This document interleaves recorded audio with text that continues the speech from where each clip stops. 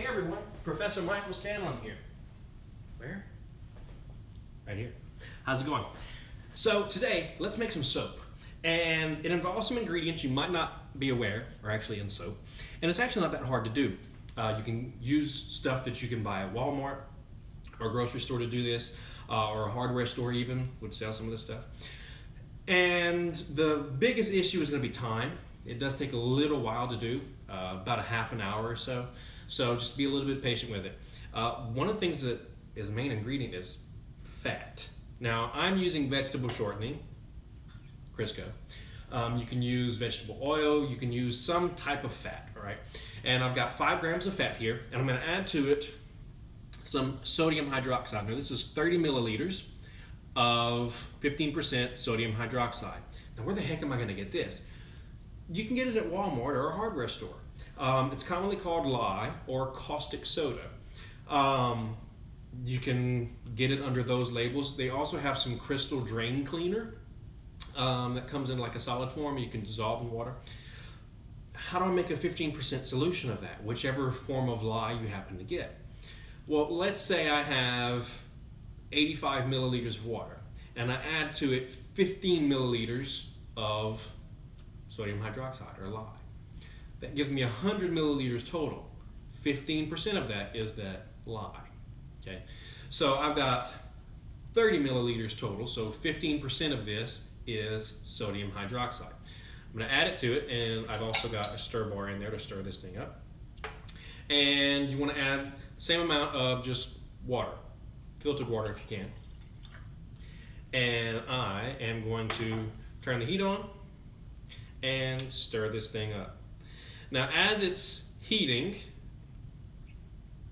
there we go, you're going to notice it forms 2 layers. The fat's going to float on the water, right? Basically you want to heat this up in the oven or in the stove, on the stove, until those 2 layers become one. In other words, you're going to have a transparent solution. You're going to want to stir it constantly. So while I'm doing this, I've got the stir bar going. I've got it going a little too fast actually, it's going crazy. While I'm heating this up, I've got the stir bar going.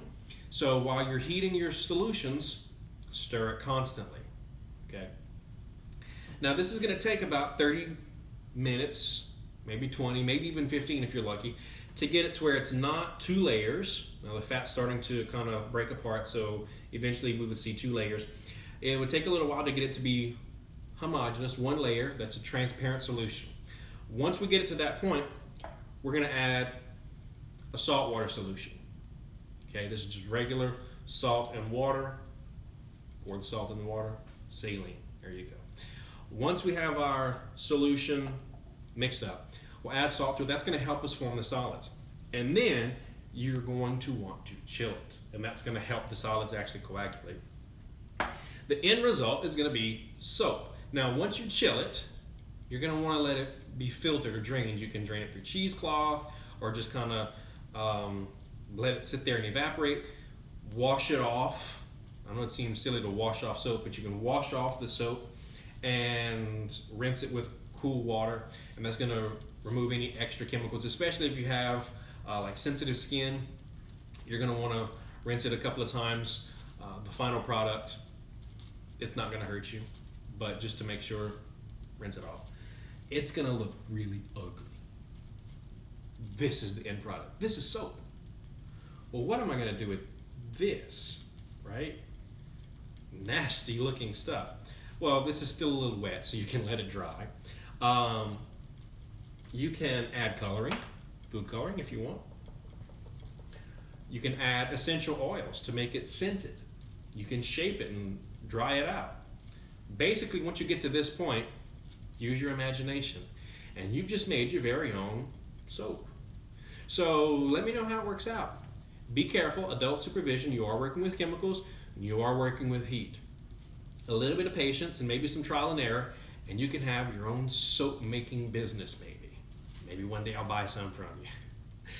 Thanks for watching everyone. I hope you enjoy this one. Stay safe.